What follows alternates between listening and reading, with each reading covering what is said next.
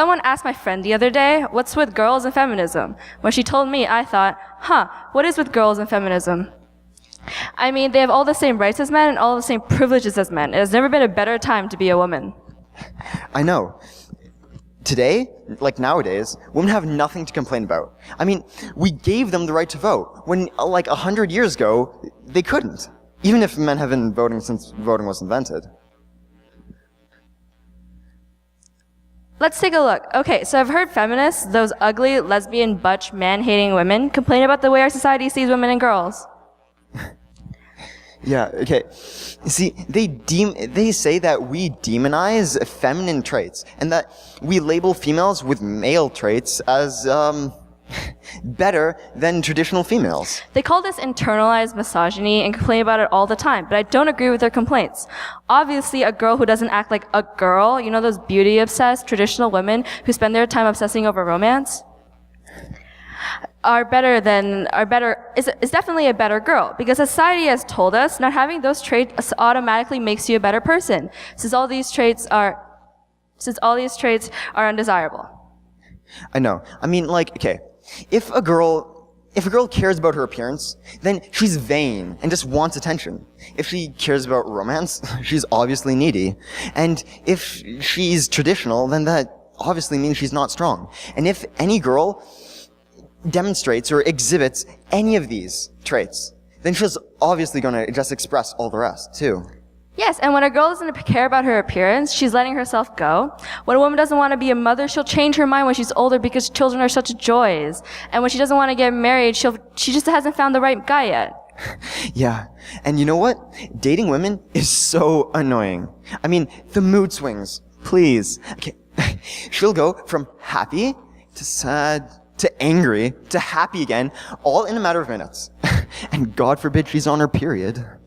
Yes, all concerns I may have about anything is because of a hormonal imbalance. Definitely not because men make jokes to make females' opinions less important. We don't do that. I never said you guys did. Yeah, no, you just said that. Oh, Chris, stop being so emotional. All right, fine. But my point is, you have to be careful. Because if you're not careful, you'll get a platinum hit single written about you and your relationship, blaming you for its failings. As for girls, you don't have to worry about emotional men. They have hearts of steel. Even if they do write a song about you, at least you can rest assured knowing that they won't get criticized for it as much as you would had you written the song instead. Everyone must stay within their place in society. Yes, or else everything will fall into chaos. Our society supports this by gendering products such as Kleenex. For my manly tears which aren't emotional or feminine. Energy drinks. To replenish a girl's energy with a special formula after being an emotional mess. Microscopes. Because women need help with science, and this special instrument helps them get over this handicap. And yogurt. Because my manliness requires a special formula. I just don't understand why women are complaining about these products all the time. What is wrong for targeting specific products towards women and specific products towards men?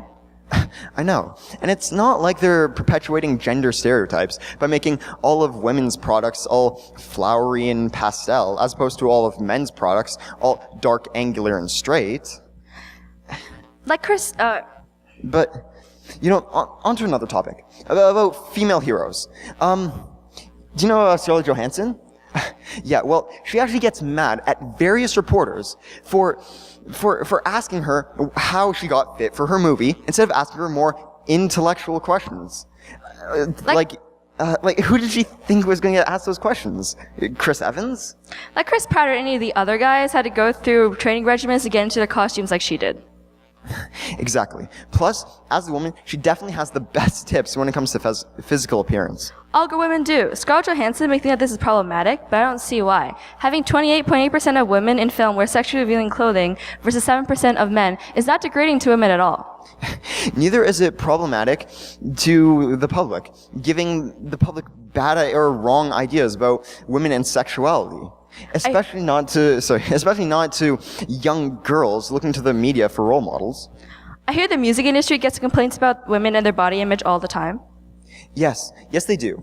But the thing is that all these women who are posing provocatively in revealing clothing, they're doing it because they want to. Not because some studio executive made them do it, because apparently sex sells. And the fact that many of the top female artists today do it is just a coincidence. They all just decided at the same time that they wanted to show their sexual empowerment by doing all these activities in their music videos, because being sexually suggestive is the only way to be sexually empowered.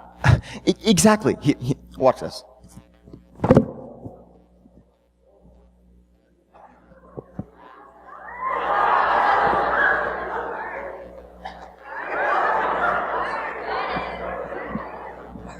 Look at how sexually dominant I am right now. Yeah, Chris, exactly. These videos will not give any of the people watching it, particularly young children or adolescents, any wrong ideas about women and sex. I mean, don't I wear revealing clothing and make sexual advancements on you all the time? Yeah, all the time. It gets annoying.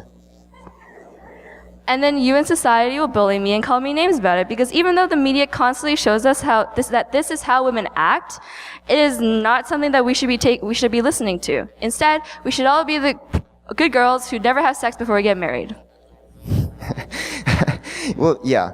And you know what? Feminists insist that these videos give the public the wrong ideas about women and sexuality to the public. I mean, but the thing is, I don't see any real-world proof about this. I mean, in the real world, 65% of American women have experienced some form of street sexual harassment, although the statistics may actually be higher. But the thing is, why do they label it as sexual harassment when it's clearly complimentary? If men touch you without your consent or make you uncomfortable, it's because they're liking what they're seeing. So instead of complaining, rejoice, because the men you have been trying to look appealing to while wearing your sweats jogging in the park have finally noticed you. Well, yeah, we might be screaming at you, annoying at you, maybe following you, but it's just because we want to compliment you on your body and, you know, like what we see. So you know, talk to us. We won't hurt you.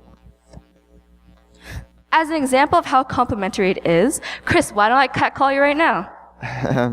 Okay. All right. Hey, babe. Nice legs you got there.